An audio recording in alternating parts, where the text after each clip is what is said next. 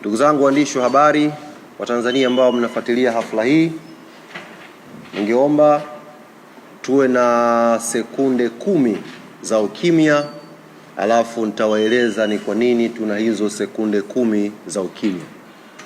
Tuanze.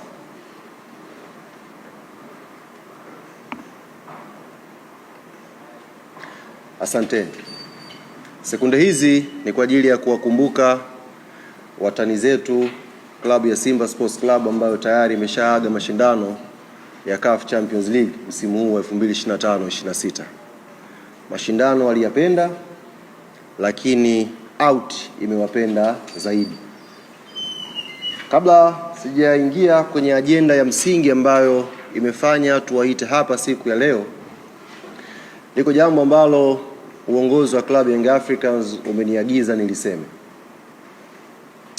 Jana kupitia vyombo mbalimbali vya habari tulishuhudia moja ya tukio la hovyo kabisa kwenye mchezo wa mpira wa miguu.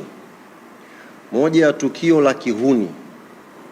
Moja ya tukio la kishamba zaidi kufanyika kwenye mchezo wa mpira wa miguu hapa kwenye ardhi yetu ya Tanzania.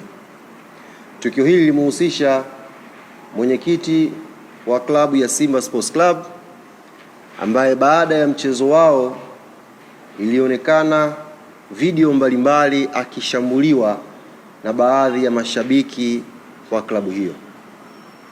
Sisi kama Young African Sports Club kwanza tunalaani vikali vitendo hivyo. Ni vitendo vya kihuni ambavyo havina nafasi yoyote kwenye mchezo huu pendwa wa mpira wa miguu.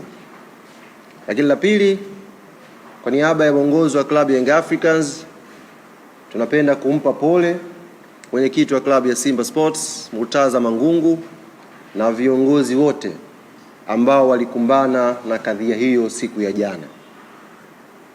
Ziko nyakati tunaweza kupishana kwenye itikadi zetu za kimpira, lakini inapokuja swala la football kuwa fair play, kama vilabu ni lazima tutoe matamko haya kukemea na kupinga vikali vitendo vya kihuni ambavyo vimefanyika jana kwenye uwanja wa Benjamin Mkapa.